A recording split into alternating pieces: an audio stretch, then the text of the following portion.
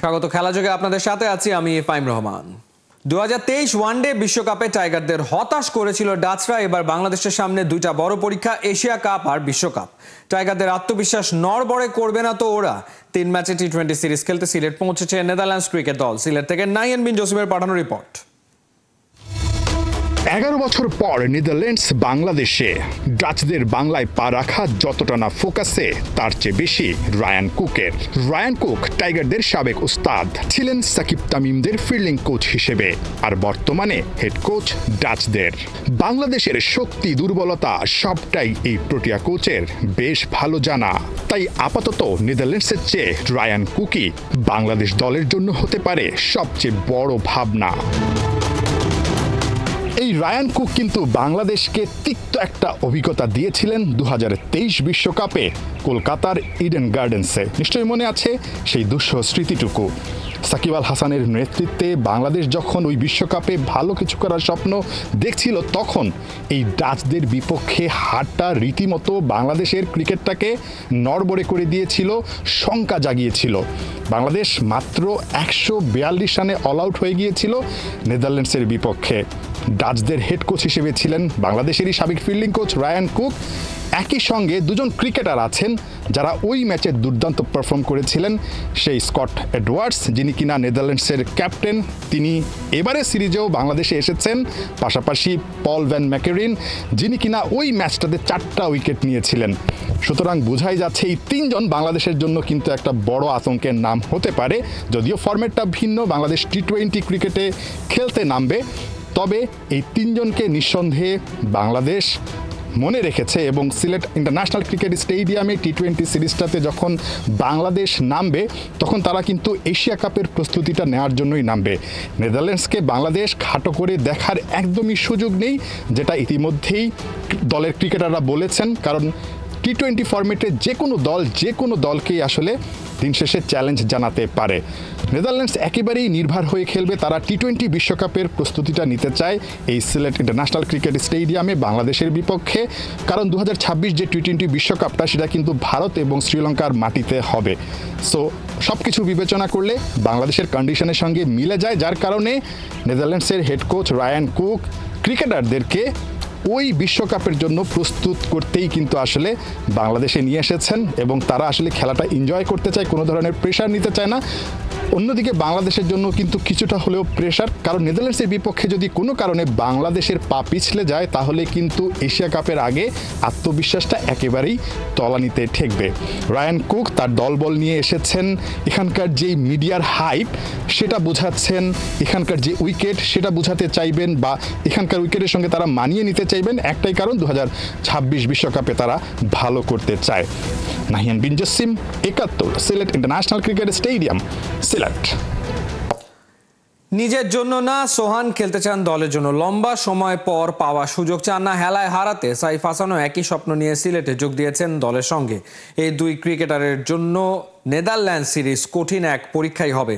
সিলেটে পা রাখার পর দুজনের সঙ্গে কথা বলেছেন নাহিয়ান বিন জসিম। অন্তত একটা সুযোগ থাকছে বা স্বপ্ন থাকছে বড় কিছু করার। না, ইনশাল্লাহ অবশ্যই টিমের জন্য কন্ট্রিবিউট করতে চাই। এটাই মানে কখনো কি বিশ্বাস হয়েছিল যে একটা লম্বা ব্রেকের পর আবারও ন্যাশনাল টিমে আসা হবে? অবশ্যই ভাই, আমরা তো কাজ করি ওটার জন্যই, তো বিশ্বাস ছিল, তো আল্লাহর মধ্যে সুযোগ পেয়েছি, ইনশাল্লাহ কাজে লাগানোর চেষ্টা করবো।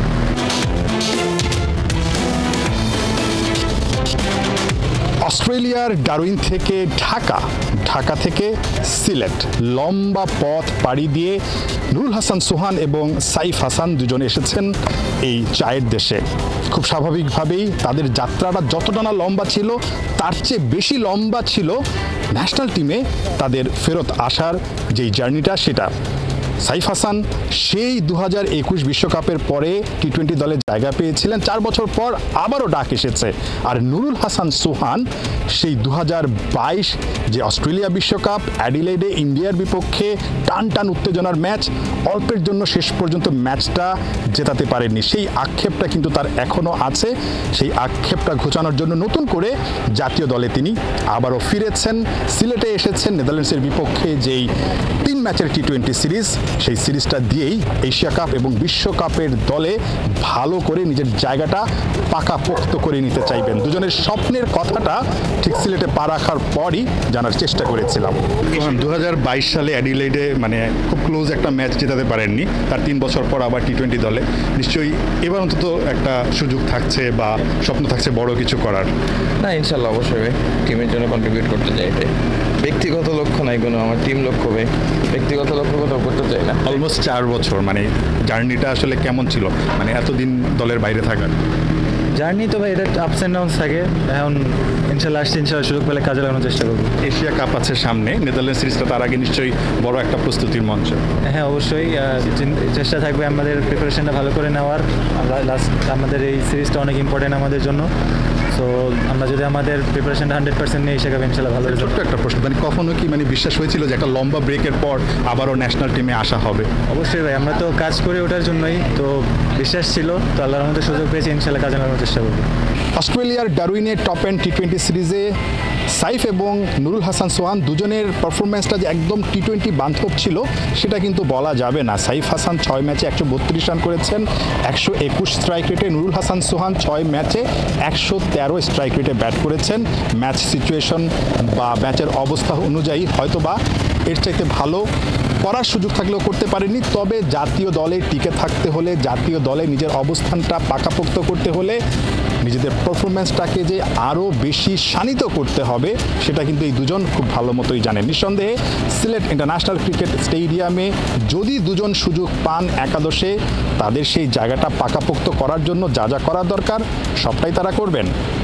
নাহিন বিন জাসিম, 71 সিলেট। স্ট্রিমিং পার্টনারের ইউটিউব চ্যানেল হ্যাকড, ভুটান জুড়ে ইন্টারনেট বিপর্যয়, ম্যাচ ব্রডকাস্ট করতে গিয়ে সাফের তালগোল পাকিয়ে ফেলা আর তুমুল বৃষ্টি। থিম্পুতে নানা ঘটন অঘটনের মাঝেও বাংলাদেশের খেলায় মিলল হৃদয় ছোঁয়া প্রশান্তি। সুরভি আকন্দ প্রীতির হ্যাট্রিকের নেপালকে এক প্রকার উড়িয়ে দিল জুনিয়র বাঘিনীরা চাংলি মিথাঙে। বাংলাদেশ নেপাল ম্যাচের ম্যাচ সামারি পার্থবণিকের রিপোর্টে। দেশ থেকে দূরে মাত্র 17 বছর বয়সেই দেশের দায়িত্ব ওদের কাঁধে। মাঠে ঢোকার সময় স্রষ্টাকে স্মরণ করার এই ছবি বাংলার বাঘিনীদের মানসিক দৃঢ়তার প্রতীক। ওদের বুকে বিশ্বাস ওরা করবেই জয়।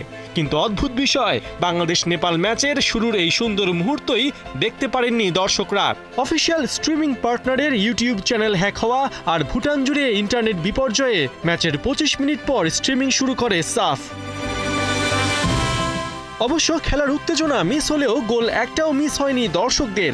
আগের ম্যাচে নেপালকে 3-0 গোলে হারানোয় এই ম্যাচে ছিল আরেকটু বেশি প্রত্যাশা। ম্যাচের 35 মিনিটে সেই প্রত্যাশা প্রায় মিটিয়ে ফেলেছিল বাংলাদেশ। আফসোস, আলপি আক্তারের ক্রস প্রীতিকে খুঁজে নিতে পারেনি। 38 মিনিটে বাংলাদেশের গোলের খাতা খোলেন থুইনুই মারমা। ডান প্রান্ত দিয়ে একাই বল নিয়ে ঢুকে নেপাল কিপারকে বিট করে বল জালে জড়িয়ে দেন। 45 মিনিটে দলকে দ্বিতীয় গোল এনে দেন সুরভি আকন্দ প্রীতি। লক্ষ্মী অলিকে ওভার দ্য হেড শটে বোকা বানিয়ে আদায় করে নেন ম্যাচে নিজের ফার্স্ট গোল। ফার্স্ট হাফের ইনজুরি টাইমেই এক গোল শোধ দেয় নেপাল। বাবতিকা কার কেড়ে নেয়া কর্নার ঠিক মতো ক্লিয়ার করার আগেই ভূমিকার বুলেট শট খুঁজে নেয় বাংলাদেশের জাল। 2-1 গোলের লিড নিয়ে সেকেন্ড হাফ শুরু করা বাঘিনীরা এরপর যেন আরও ক্ষিপ্র। আলাদা করে বলতে হয় সুরভি আকন্দ প্রীতির কথা। 69 মিনিটে পূর্ণিমা ক্রসে গোল করতে ব্যর্থ হলেও 2 মিনিট বাদেই সেই আক্ষেপ মেটান এই বাংলাদেশি স্ট্রাইকার। 71 মিনিটে কর্নার থেকে পাওয়া বলে শট নিয়ে নিজের দ্বিতীয় গোল আদায় করে নেন, সাথে বাংলাদেশকে এগিয়ে দেন 3-1 ব্যবধানে। নির্ধারিত সময় শেষ হবার 4 মিনিট আগে হ্যাট্রিক পূরণ করেন প্রীতি। তুমুল বৃষ্টি, কিন্তু তাতে কি, পূর্ণিমা মারমার ক্রসে ওয়ান টাচে নেপালি কিপার লক্ষ্মী অলিকে বিট করে মেতে ওঠেন হ্যাট্রিক সেলিব্রেশনে। এর মধ্য দিয়ে নিশ্চিত হয়ে যায় বাংলাদেশের 4-1 গোলের ব্যবধানে জয়। সাফ অনূর্ধ্ব 17 নারী চ্যাম্পিয়নশিপে বাংলাদেশের পরের ম্যাচ শুক্রবার, প্রতিপক্ষ স্বাগতিক ভুটান। পার্থবণিক, 71। হামজা চৌধুরী একাই এই অঞ্চলের ফুটবল বদলে দিয়েছেন, যেন তেন কেউ নয়। প্রতিপক্ষের অধিনায়ক এমন কথা বলেছেন। শুধু তাই নয়, হামজা টানেই বাংলাদেশে খেলতে এসে নেপালি কিপার কিরণ। এই অঞ্চলের সবচেয়ে বড় ফুটবলারকে নিজের দেশে দেখতে তিনি মুখিয়ে আছেন। বিস্তারিত ফয়সাল হাবিবের রিপোর্টে। বাংলাদেশের লিগে কোনো বিদেশি গোলকিপার খেলতে এসেছেন এমন ঘটনা বেশ বিরল। এই চিত্রটা বদলেছেন নেপালি গোলকিপার কিরণ ছেমজং। দক্ষিণ এশিয়ার সেরা কিপার এখন বাংলাদেশি ক্লাব পুলিশ এফসির। আগামী একটা বছর বাংলাদেশি কিরণের ঠিকানা। তাই এই কিপার একেবারে সপরিবারেই এসেছেন। জানা গেল দেশটা মিসেস সেমজং বেশ উপভোগও করছেন। প্রফেশনাল অ্যাথলেটদের অবশ্য খেলার বাইরে খুব বেশি ভাবার সময় হয় না। সেপ্টেম্বরের শুরুতেই নেপালে 2টা ফ্রেন্ডলি ম্যাচে বাংলাদেশের প্রতিপক্ষ হিমালয় কন্যা।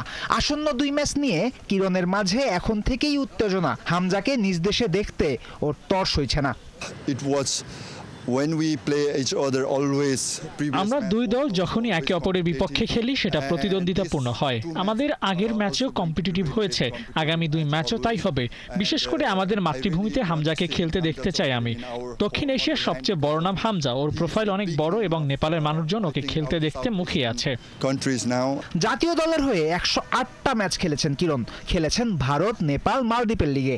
এই অঞ্চলের ফুটবলের ভালো মন্দ সবকিছুর খোঁজই ওর কাছে আছে। সব জেনে শুনেই ওর মত, এক হামজাতেই সাবকন্টিনেন্টের ফুটবল নতুন অক্সিজেন পেয়েছে। তোমরা আমার চেয়ে ভালো জানবে, কিন্তু আমার মনে হয় হামজা আসায় ফুটবল বদলে গেছে। মানুষ এখন ফুটবলকে সাপোর্ট করতে চায়। সিঙ্গাপুরের বিপক্ষে ম্যাচে আমি দেখেছিলাম ফুল স্টেডিয়াম ভরা মানুষ, সবাই পাগলের মতো চেঁচাচ্ছে। সে দক্ষিণ এশিয়ার ফুটবলের চেহারাই বদলে দিয়েছে। নিশ্চিতভাবেই ফুটবলের জনপ্রিয়তা বাড়াতে হামজার প্রভাব আছে। কিরণের চোখে মুখে স্পষ্ট সে হামজার বিপক্ষে খেলতে অধীর আগ্রহে অপেক্ষা করছে।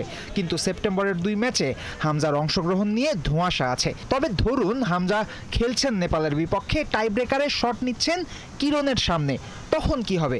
কিপারের মুখেই শুনুন সেই উত্তর। If you ever have to face Hamza in a tiebreaker, are you going to stop him?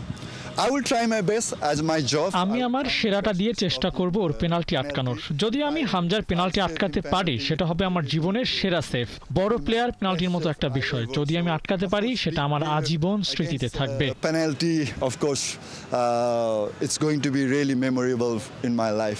Bangladesh সমর্থকেরা অবশ্য তেমনটা চাইবেন না। কিরণ চাইলে হামজার জার্সি নিয়ে দিনটা স্মরণীয় করে রাখতে পারে, কিন্তু পেনাল্টি আটকাক সেটা নিশ্চয়ই ভক্তরা চাইবে না।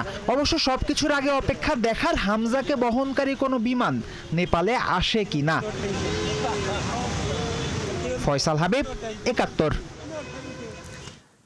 শঙ্কা কাটিয়ে অনুশীলনে ফিরেছেন লিওনেল মেসি। লিগস কাপের সেমিফাইনালে দেখা যাবে লিও ম্যাজিক। ঘরের মাঠে ইন্টার মায়ামির প্রতিপক্ষ অরল্যান্ডো সিটি। খেলা শুরু বাংলাদেশ সময় বৃহস্পতিবার সকাল 6:30। Kohinoor corner preview report. আমেরিকাতে এসে মেন ইন পিঙ্কদের লিও জিতিয়েছিলেন লিগস কাপ শিরোপা। এবারে আরও একবার সেই সুযোগের হাতছানি। ফাইনালের মঞ্চ থেকে আর মাত্র 1 স্টেপ পেছনে ইন্টার মায়ামি। লিগস কাপের সেমিফাইনালে ফ্লোরিডা ডার্বি। ইন্টার মায়ামির প্রতিপক্ষ অরল্যান্ডো সিটি। খেলাটা লিওদের ঘরের মাঠ চেস স্টেডিয়ামে। এই ম্যাচের আগে $1 মিলিয়ন প্রশ্ন, লিওনেল মেসি কি খেলবেন এই ম্যাচ? ইন্টার মায়ামির হয়ে শেষ 2 ম্যাচে ছিলেন সাইডলাইনে। ফুলফিট মেসিকে পেতে মাসচেরানোর বিশ্রাম স্ট্র্যাটেজি। লেটেস্ট খবর বলছে ট্রেনিংয়ে ফিরেছেন এলান্টেন, অর্থাৎ লিও থাকছেন ম্যাচ ডে রোস্টারে। দুদলের হেড টু হেডে পরিষ্কার ফেভারিট অরল্যান্ডো সিটি। এখনো পর্যন্ত 18 বারের লড়াইয়ে লায়নদের 7 জয়ের বিপরীতে হেরনরা জিতেছে 5 ম্যাচ, ড্র হয়েছে বাকি 6 ম্যাচ। চলতি বছর এই অরল্যান্ডোর বিপক্ষে কোনো ম্যাচ জিততে পারেনি ইন্টার মায়ামি। মেন ইন পিঙ্কদের বিপক্ষে শেষ 4 ম্যাচে অপরাজিত দলটা। শুধু তাই নয়, মায়ামিকে শেষ 2 ম্যাচে 7 গোল দিয়েছে ওরা। বিপরীতে মেসিরা দিতে পেরেছে 1 গোল। অতীত পরিসংখ্যান বিপক্ষে কথা বললেও লিগস কাপে দুর্দান্ত ফর্মে ইন্টার মায়ামি। গ্রুপ পর্বের 3 ম্যাচে আনবিটেন থেকে সেরা 4-এ এসেছে মায়ামি। সব প্রতিযোগিতা মিলিয়ে শেষ 8 ম্যাচে 7 জয় মেসি বাহিনীর। বিগ ম্যাচে মাসচেরানোর সম্ভাব্য 4-2-3-1 ফরমেশনে ফ্রন্টলাইনার মেসির সাথে থাকছেন ইনফর্ম সেগোভিয়া, পিকাল্ট আর লুইস সুয়ারেস। অরল্যান্ডোর বিপক্ষে অবশ্য আসল পরীক্ষাটা দিতে হবে মাঝ মাঠের সৈনিকদের। সেই দায়িত্বটা থাকছে বুস্কেটস আর রদ্রিগো ডি পলের কাঁধে। ব্যাকলাইনে আলবা, গঞ্জালো আর ম্যাক্সি। গোলবারের নিচে ফিরছেন অস্কার উস্তারি। কোহিনুর কর্নার, ৭১। এই ছিল এই মুহূর্তের খেলাযোগে সরাসরি সংবাদ অনুষ্ঠান। দেখতে চোখ রাখুন ৭১-এর ফেসবুক পেজ এবং সাবস্ক্রাইব করুন ৭১-এর ইউটিউব চ্যানেল। ৭১-এর সাথেই থাকুন।